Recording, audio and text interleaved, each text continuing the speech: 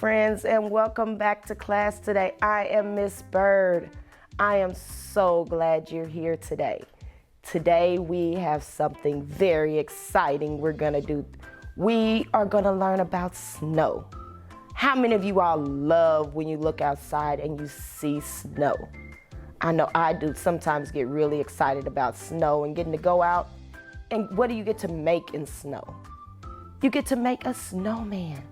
So that is what we're gonna learn about today. But first, we have to get started with our day. So we're gonna sing a song and do some stretching to get started. Are you ready? Stand up, let's get started. All right, we're gonna sing a song, Make a Snowball. So pretend you have a snowball. Make a snowball, make a snowball. Throw it now, throw it now. Make a snowball, make a snowball. Throw it now, throw it now. All right, can you join in with me now? Make a snowball, make a snowball. Throw it now, throw it now. Make a snowball, make a snowball. Throw it now, throw it now. Awesome job, friends. I hope you have fun making that snowball and throwing it. Let's do some breathing. Let's take a deep breath in and let it out. Take a deep breath in. Now we're gonna warm up our hands. Blow into your hands. Warm up our hands. We've been making snow. Our hands are all cold. Blow it out. Warm up our hands. All right, awesome job, friends. We are ready to get started with our reading circle. Come on over and join me.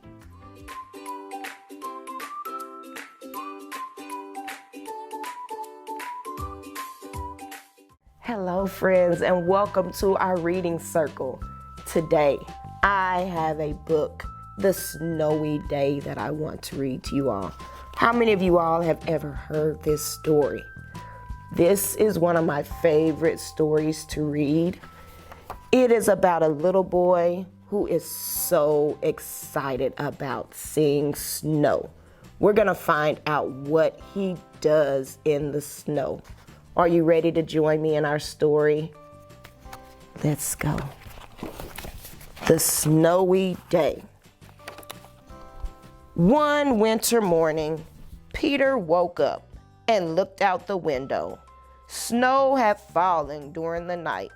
It covered everything as far as he could see.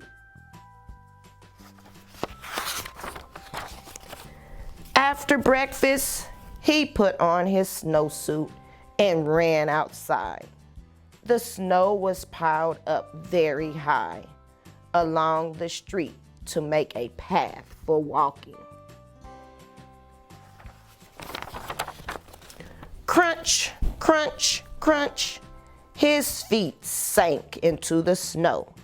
He walked with his toes pointing out like this.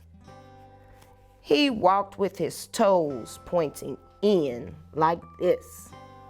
See his different footprints in the snow.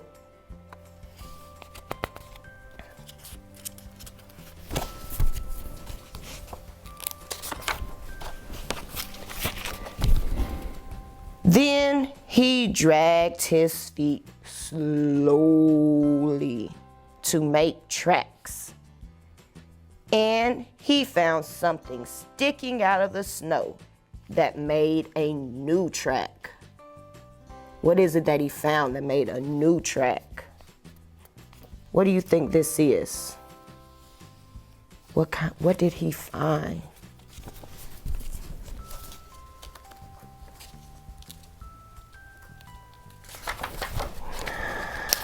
It was a stick that was just right for smacking a snow-covered tree.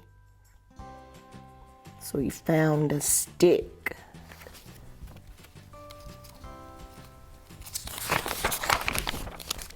Down fell the snow, plop, on top of Peter's head. head. Now he's walking away.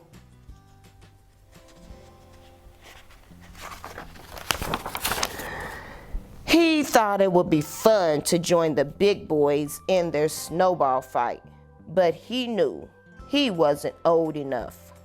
Not yet.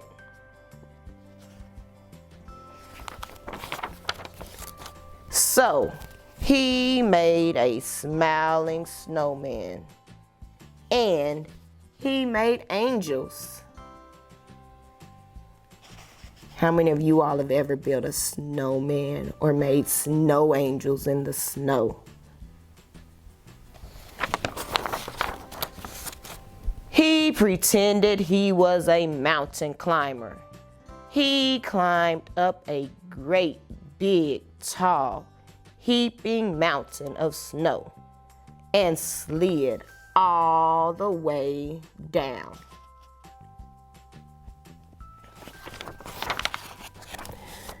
He picked up a handful of snow and another, and still another.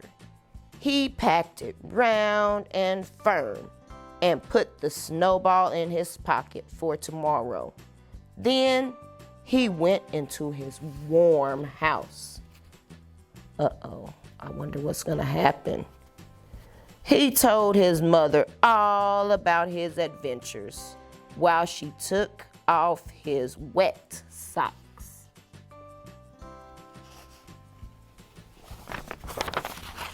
And he thought and thought and thought about them.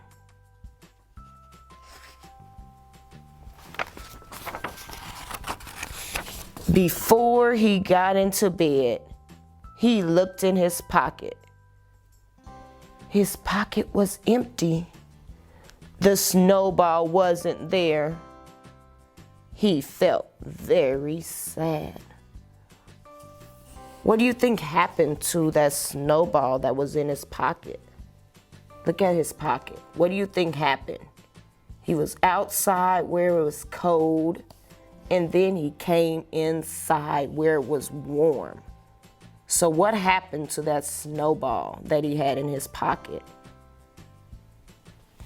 That's right, it melted away. It melted because it was warm inside. While he slept, he dreamed that the sun had melted all the snow away. But when he woke up, his dream was gone. The snow was still everywhere. New snow was falling.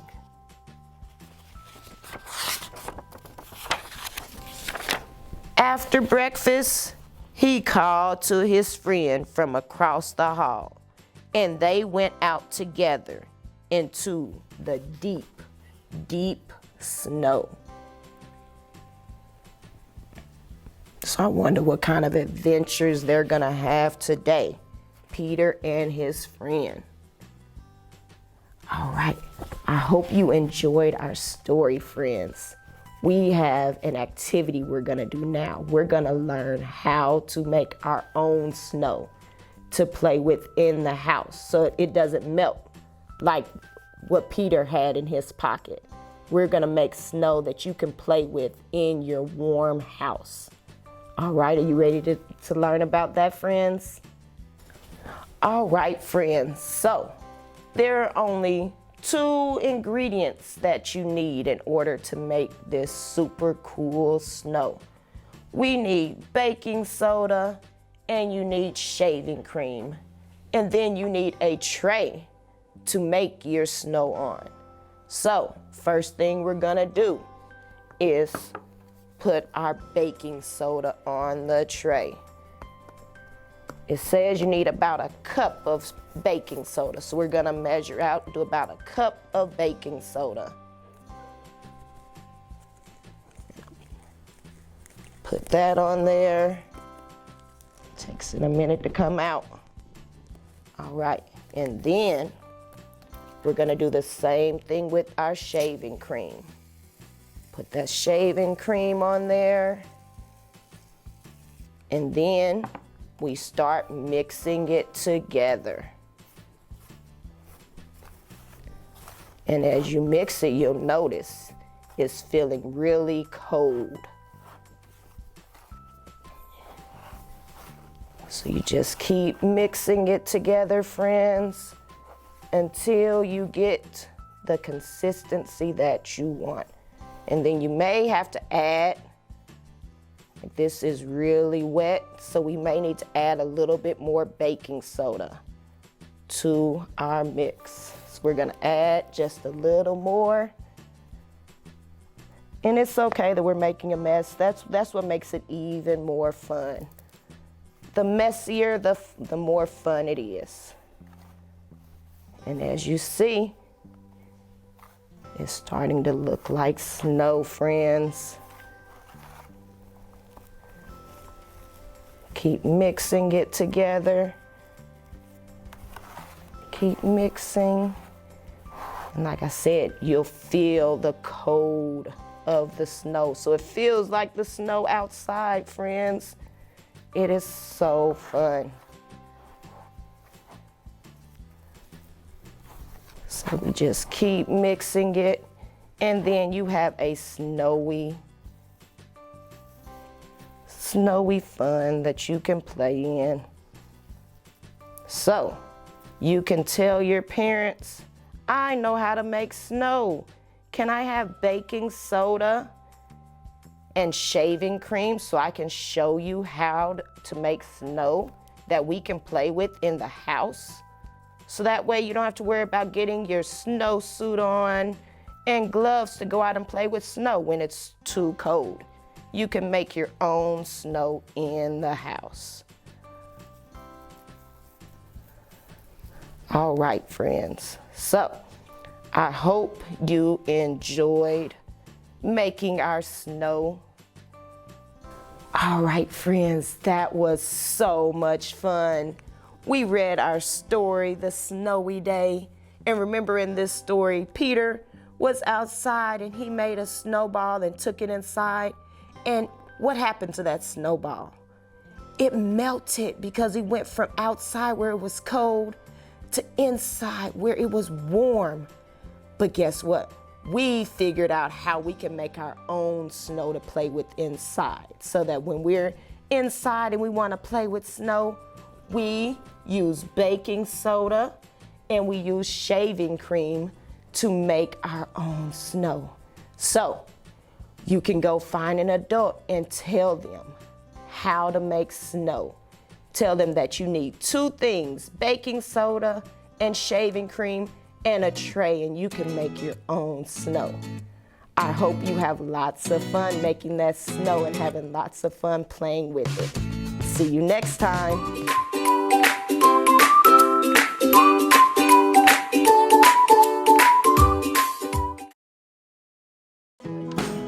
Kindergarten is great at Kansas City Public Schools. I know they have really good teachers. I know this is a great school. They teach them stuff that I thought my kids would never be able to know at the age of 5. Since deciding to send our kiddos to a neighborhood school, we've become even more of a part of our community. Now is the time to enroll your future kindergartner for the new school year. Visit enrollkc.org today. Hi, my name is Mrs. Overish, and I'm so glad you're here to learn with me today. Today we're going to be talking about all the numbers between 1 and 20. When we count to 20, we can count forwards and backwards. Why do we count backwards? We might count backwards when we're counting down the blast off of a rocket ship. 10, 9, 8, 7, 6, 5, 4, 3, 2, 1, blast off! Sometimes we might count down when we're playing a game. 3, 2, 1, ready or not, here I come. We also see numbers counting backwards when we watch sports or games on TV. We know that the time clock is always going backwards. So it's a really good skill if we can count forwards and backwards. So today we're gonna practice that skill with the numbers 1 through 20. Let's first practice counting our numbers to 20. Are you ready? Can you count with me? 1, 2, 3, 4, 5, 6, 7, 8, 9, 10, 11, 12, 13, 14, 15, 16, 17, 18, 19, 20. We can also count to 20 using counters or different things that we have. If you don't have counters like little blocks or circles, you can count crayons or any other thing that you have in your house. Let's count to 20 one more time. 1, 2, 3, 4, 5, 6, 7, 8, 9, 10, 11, 12, 13, 14, 15, 16, 17, 18, 19, 20. When we count our numbers to 20, we go in order. We don't skip numbers or jump to the numbers that we know and we don't know. We count from 1 to 20. We can count to 20 starting at different numbers though. So if I want to start at the number 8, I can count up from 8 to get to 20. Can you help me do that today? Let's start at 8. 8, 9, 10, 11, 12, 13, 14, 15, 16, 17, 18, 19, 20. So when we started from 8, we didn't have to go all the way back to 1. What if we started at a bigger number? If we start at a bigger number, we can still count up to 20. Let's start at the number 12. What comes after 12? That's right. 13, 14, 15, 16, 17, 18, 19, 20. We can also use our counters to help us count up to 20, starting at any number. Let's say I want to count these numbers up to 20. First, I need to see how many counters I had before that. So let's count them. 1, 2, 3, 4, 5, 6, 7, 8, 9, 10, 11, 12. So if I already counted 12, that means I'm going to start at the number 13 to count up to 20. Can you start at the number 13 and count up to 20? Why don't you try it on your own first?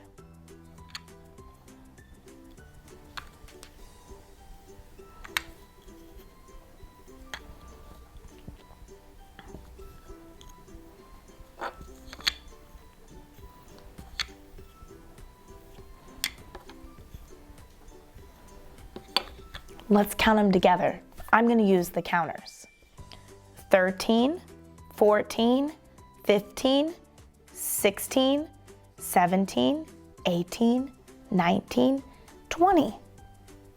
So we can start at different numbers and still end up at our number 20, as long as we stay in order.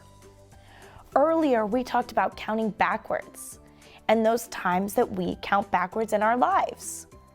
Let's practice counting backwards together today. We're gonna start at the number 20 and go all the way back to the number 1. Are you ready? We'll go slow. 20, 19, 18, 17, 16, 15, 14, 13, 12, 11, 10, 9, 8, 7, 6, 5, 4, 3, 2, 1. Nice job. We can also count back using our counters as well. Let's count back from 20 to 1 using our counters. Are you ready? 20, 19, 18, 17, 16, 15, 14, 13, 12, 11, 10, 9, 8, 7, 6, 5, 4, 3, 2, 1. Just like counting up to 20, we can start at any number and count backwards to 1. Let's start at the number 11 and count back from 11 to 1. Ready? 11, 10, 9, 8, 7, 6, 5, 4, 3, 2, 1. Let's also try it starting at a smaller number. Let's start at the number 6. Can you count back from 6 to 1? Why don't you try it first?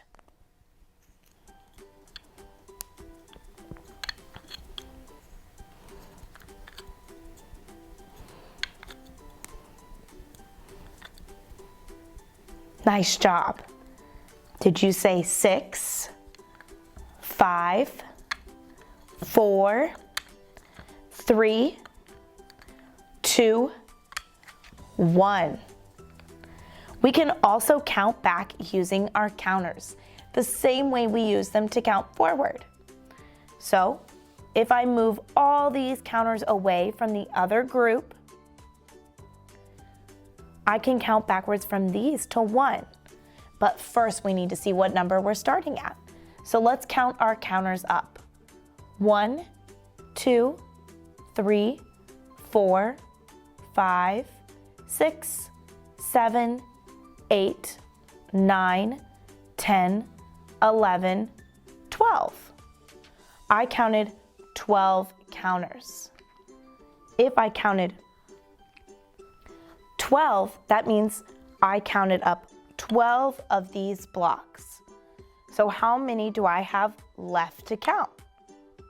1, 2, 3, 4, 5, 6, 7, 8. Let's count back from 8 to 1.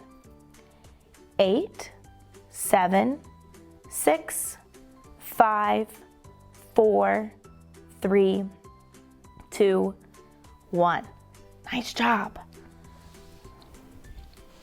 At home, you can practice counting your numbers from 1 to 20. You can also show an adult how you know how to count back from 20 to 1. You can practice drawing your numbers. You can pick a random number, maybe 5 or 14, and draw a picture to represent those numbers. Let's count to 20 one more time. We're gonna count up to 20 and then back down to 1, and then that's all I have for you today. Let's go ahead. 1, 2, 3, 4, 5, 6, 7, 8, 9, 10, 11, 12, 13, 14, 15, 16, 17, 18, 19, 20. Now let's count back. 20, 19, 18, 17, 16, 15, 14, 13, 12, 11, 10, 9, 8, 7, 6, 5, 4, 3, 2, 1. You did such a nice job today, counting your numbers from 1 to 20 and then counting backwards from 20 to 1. Today we practiced using our tens frames to organize our numbers into groups of 10. We also talked about using one more or what number comes next when counting. We practiced our numbers 1 through 20. Let's count to 20 one more time. 1, 2, 3, 4, 5, 6, 7, 8, 9, 10, 11, 12, 13, 14, 15, 16, 17, 18, 19, 20. Nice job. My name is Mrs. Overish, and I'll see you next time.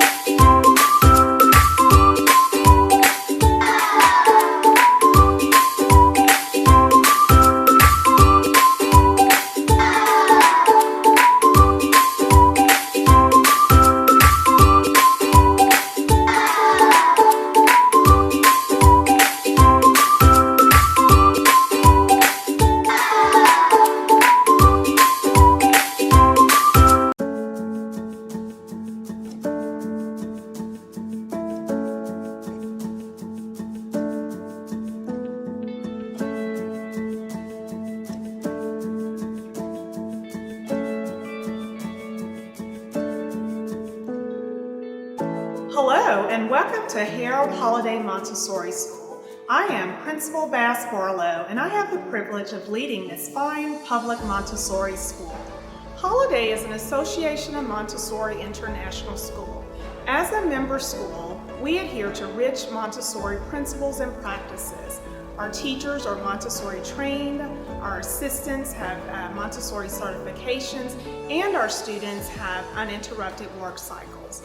In their prepared environments, children have a freedom of choice where they develop order, repetition, and concentration. Here at Holiday, we serve children ages 3 to 12 in grades pre-K through 6th grade.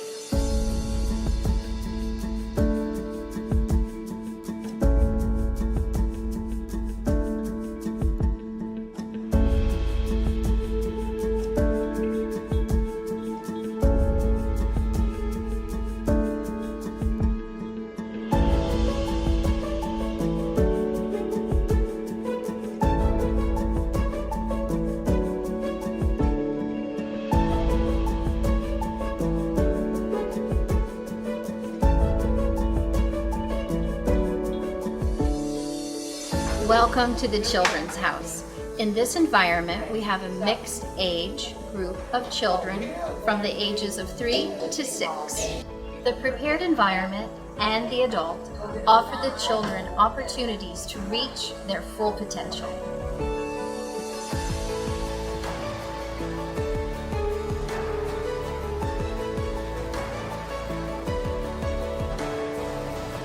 In the Children's House environment, we focus on practical life, sensorial, math, language, and cultural activities. These activities are all developmentally appropriate for our children.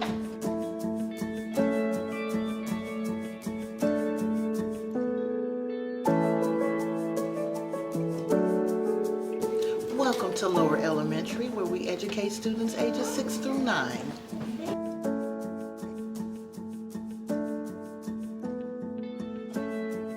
Here, we foster personal responsibility, independence, collaboration, critical thinking, as well as problem solving.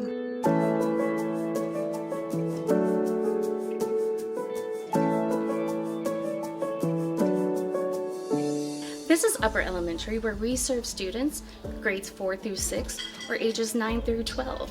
Students build on core values and lessons that they've learned previous years while becoming school leaders.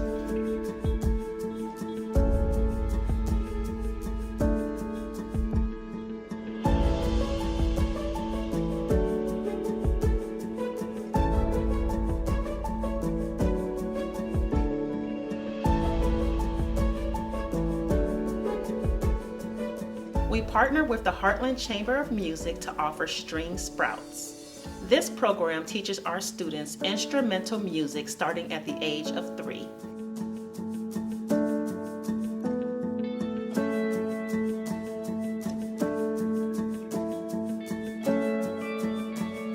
We work with our community partners to build leadership skills in real-world environments. One example of this is our composting initiative with KC Can Compost.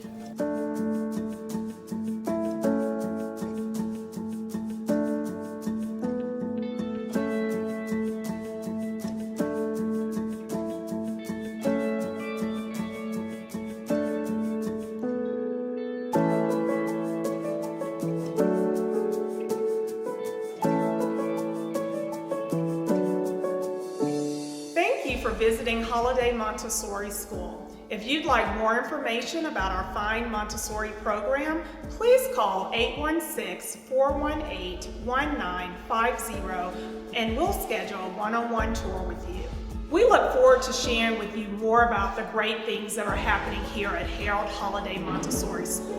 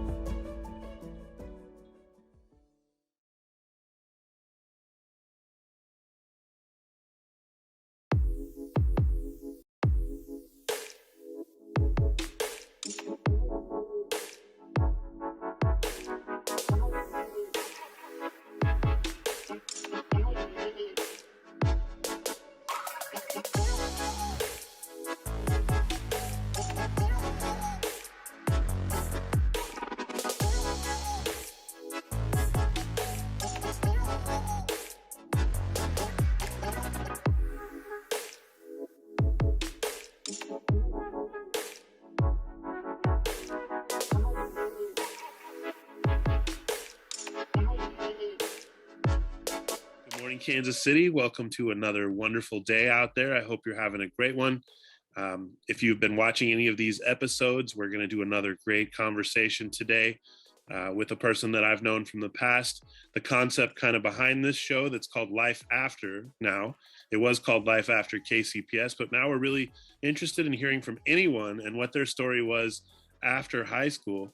One particular reason might be it helps young people think about their own path. And the more avenues or pathways that we can kind of show each other, the more possibility that might exist in a young person's mind, and more pursuit of different pathways. So I'm excited today to interview Caleb Imajobi, who I knew from Paseo High School, and he's going to tell you about that.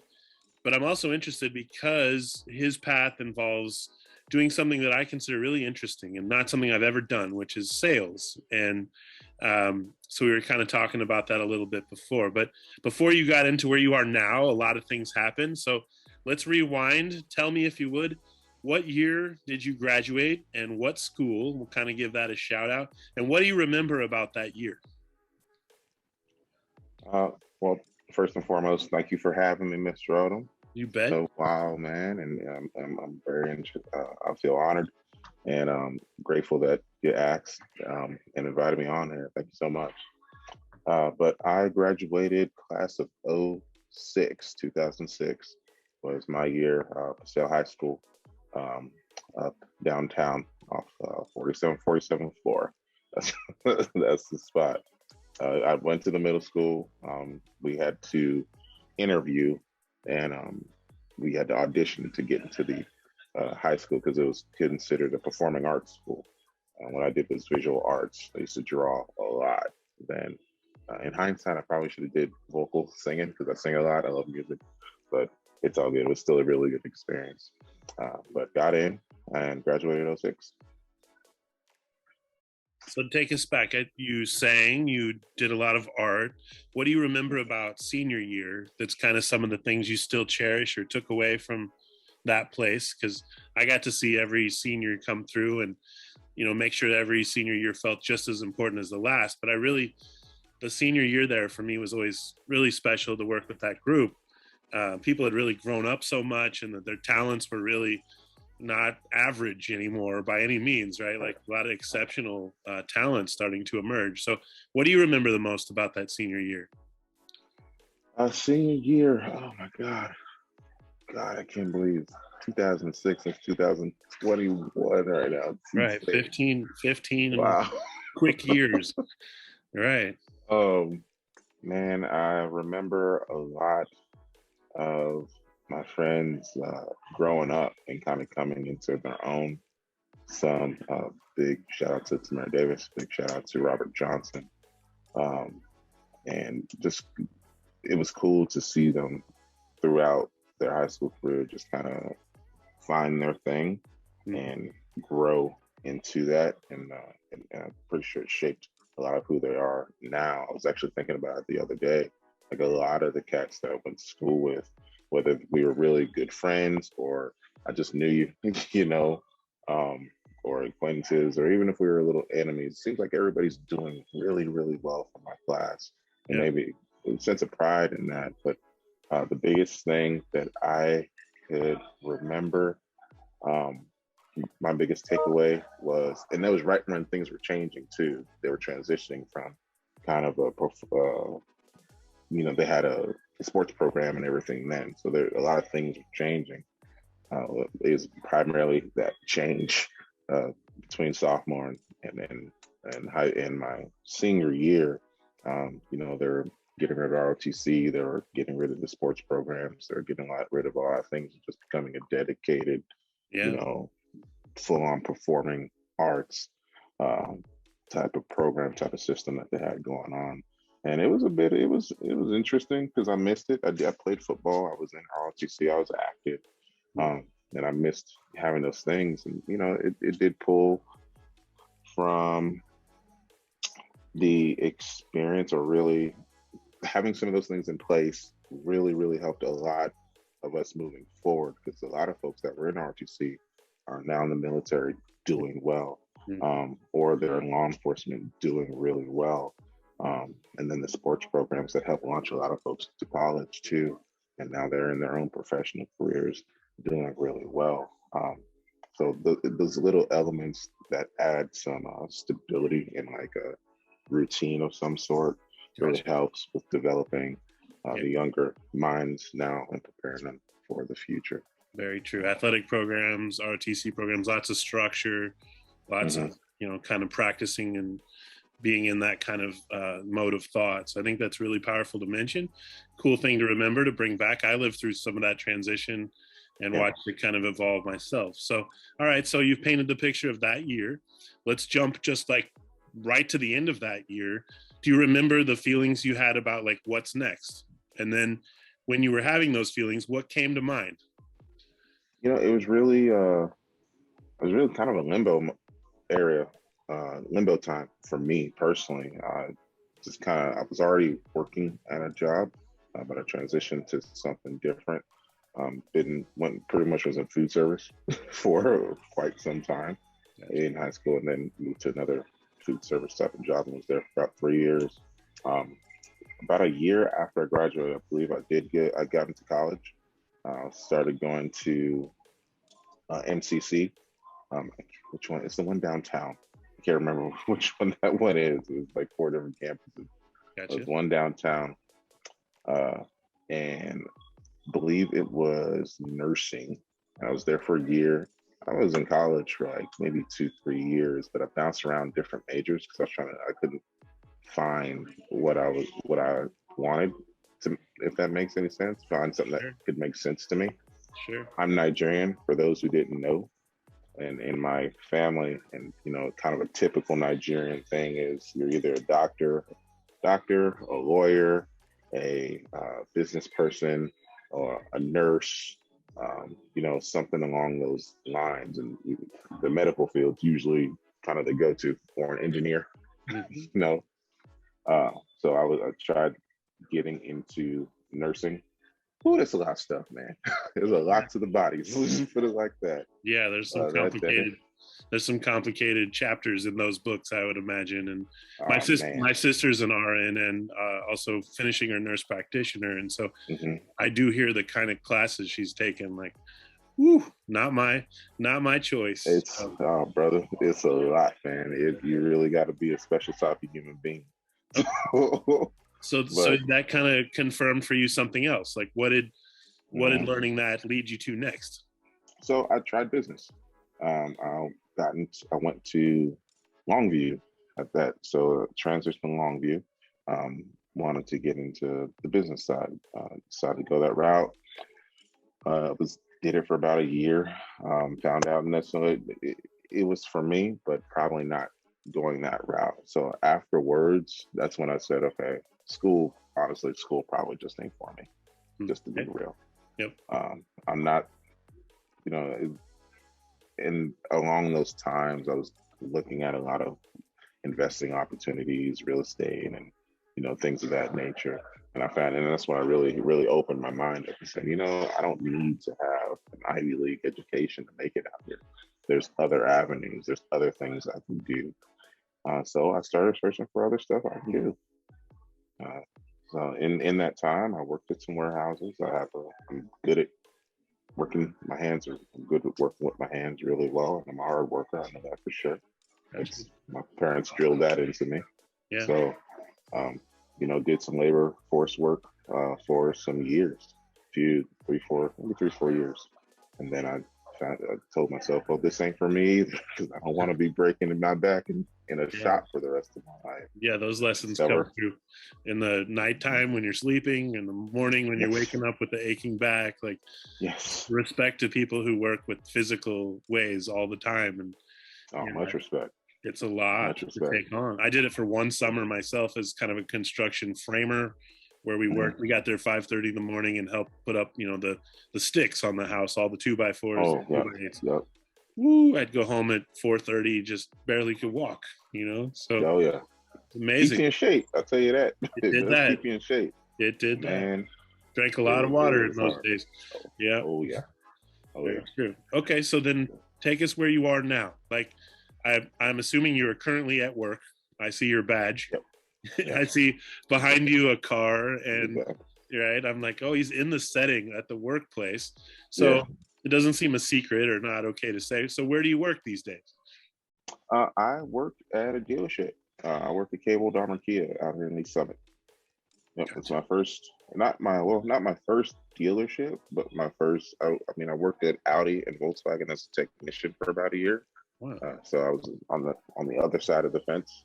Now I'm I was back there. Now I'm in front, pretty much. Second dealership, but first time in sales. Gotcha. Yeah.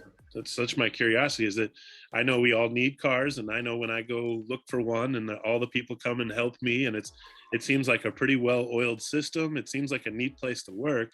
So, like, what's a day in the life like when you're, I assume, are you working out there, like actually helping the customer, showing them the car, going on those test drives and things like that? Yeah. Yes, sir. Yeah, most definitely. A typical day. And this is what I really liked about, it's part of why I decided to go this route, because the automotive industry, when it pertains to sales, it's really entrepreneurial. They provide, they give you kind of like Amazon, fulfillment by Amazon. So you have a platform that you can run your business out of. So the product obviously is the car. The facility is Cable Dahmer. The product is Kia. The facility is Cable Dahmer. They have beautiful, beautiful showroom for it's a $40 million facility. the biggest one in all of in our area. Beautiful, beautiful place. And there's AC. I ain't sweating as much no more. Gotcha. Indoors. Gotcha. But and you know, you have a client come in, and we're client advisors. You know, I don't like my mentor in this business. He said salesperson, you know, a salesman has a negative connotation to it, and not a salesman. I see. You know, it's everything that goes along with it. You probably know. Yeah. I remember that. You probably know. Gotcha. But we're client advisors. A swindler. You know? Yeah, like somebody who's corrupt your thinking into something you didn't really need or want, or constantly upgrade. Yeah. Right. Yeah. Interesting. So you're good at this? Like, it seems like you found that you enjoy that, but are you also good at selling people? Like, I'm good at helping people find something that they need. I'm good. Well, all right, but don't you also have like a quota? Is that how it works, or do you have to stay?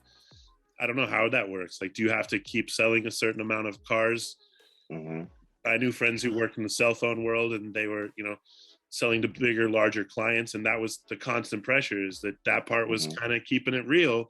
Is they had to keep succeeding and getting those cars off the lot. Is that the case? Yeah. There is an expectation, obviously. I mean, you're in a place of business. You're at work. You know, you're at your career. You have to work. You have to produce just like every other job or any other place that somebody works at. You know, I like to compare it to my last job. I was working in GE Transportation, working on train motors. I rebuilt train motors. And yeah, they want us to produce a certain amount of train motors every day. Yeah. You know, so is there a minimum that you want to get to? Yes, of course, there's a minimum that you have to reach. But there's two, just depends on how you look at it. It's a lot of, that's why I say it's really entrepreneurial onto this. You can sell as little as you want to, or you can, you know, push out as many cars as you want to, but it totally depends on that individual.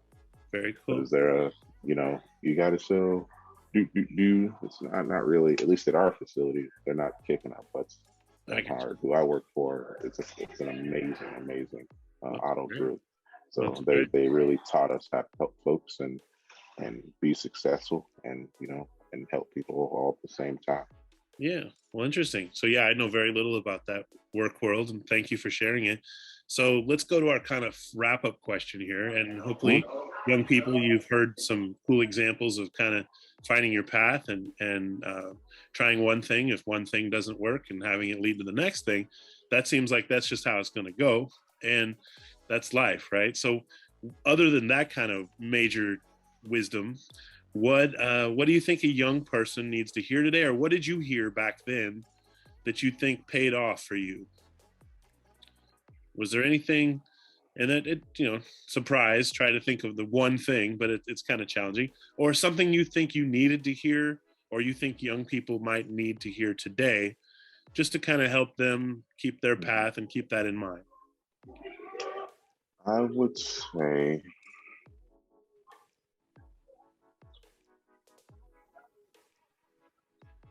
I'm probably not saying this right, but or putting the right words together. You know, when I was younger, a lot of the older folks always said, if I was your age, you know, I wouldn't have done this, and this. Or they have that, you know, that moment that they wish they could have done something better or done something different. Gotcha. As I got older, I didn't quite understand it when I was younger. I was just like, yeah, whatever. Kind of saw in one ear and right out the other. You know, you're young and dumb, pretty much. Yeah. You get older, and then you start realizing certain things, and you tell yourself, man, if I would have done this, and this, I would have been in a better position. I said I'd say this: try everything. Yeah. Try everything. Find your thing, even something that you wouldn't expect to like. Try everything. There's a lot of young folks now. The younger generation now, they have access to so much stuff that we didn't have access to, and I know you didn't have access to, or we even thought it was a pipe dream. at the time. All in the palm of your hand now, right? Like, yeah, it's insane. Unbelievable. Information it's right there. There's folks that don't. I mean, you don't have to go to college to be successful. Go to YouTube University. It's free. Yeah. You can learn almost everything there. It's insane. But try everything. If you have a passion for something, try it. Even if it's something that even if maybe you had a 1% thought about something, like let me invent. It's already done, but a thing called a light bulb. Let me invent a light bulb. Okay, just do it. Don't wait for anybody to show you or kind of push you into it.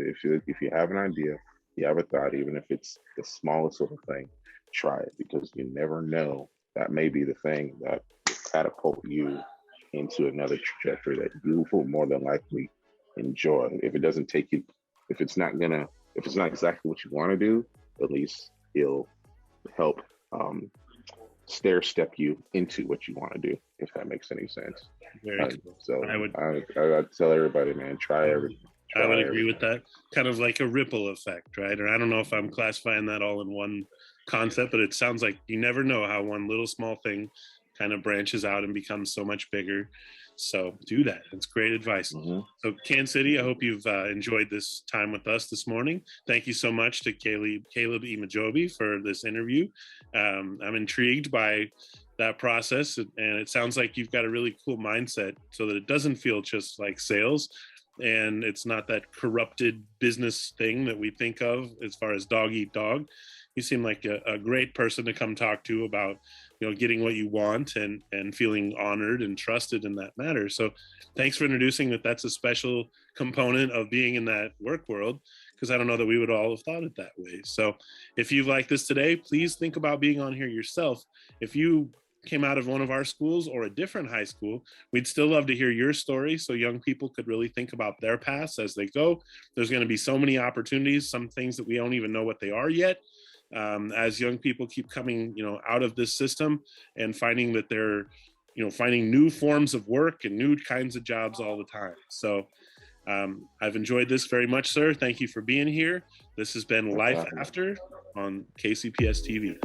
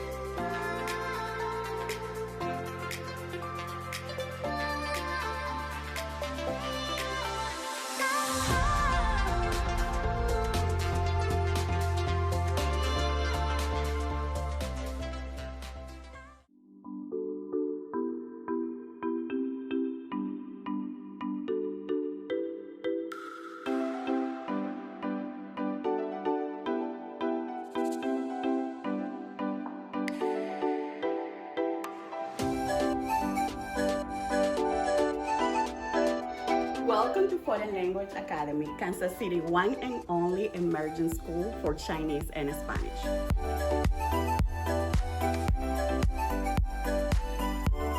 We are so happy to have you visit FLA.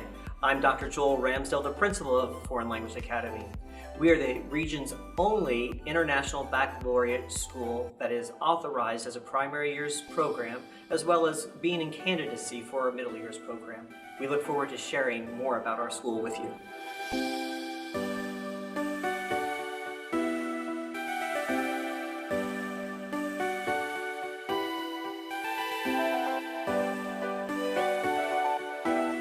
Bienvenidos al cuarto grado. Immersion is the best way for a student to become fluent in a foreign language.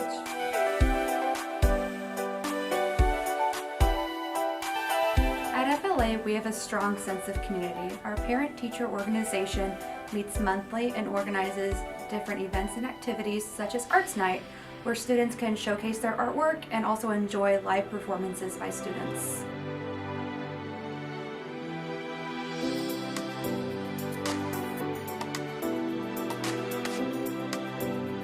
Each year, the 8th grade Spanish student fundraise to help support a trip to Costa Rica.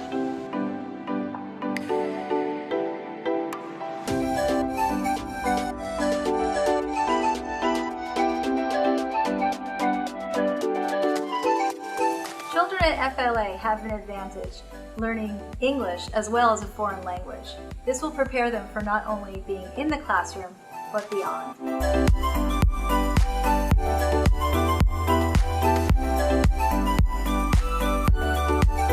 When our families join FLA, they select a school for their kids that is elementary and middle school. Our students are able to experience the full immersion program since kindergarten all the way to 8th grade.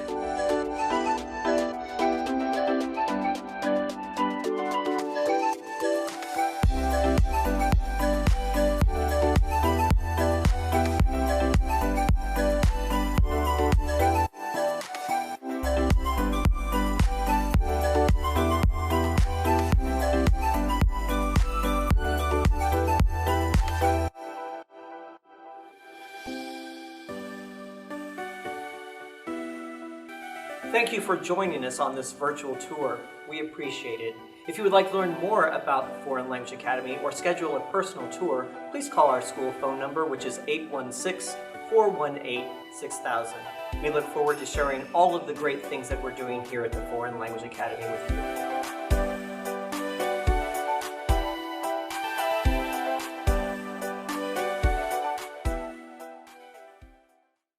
I am Lincoln Middle. At Lincoln Middle School, students discover their talents and passions, where teachers plant the seeds of lifelong learning.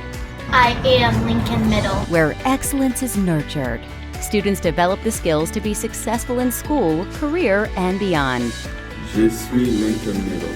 Lincoln Middle is the public school where your child will thrive and grow. Open a world of possibilities. Apply today. Learn more at enrollkc.org/Lincoln Middle.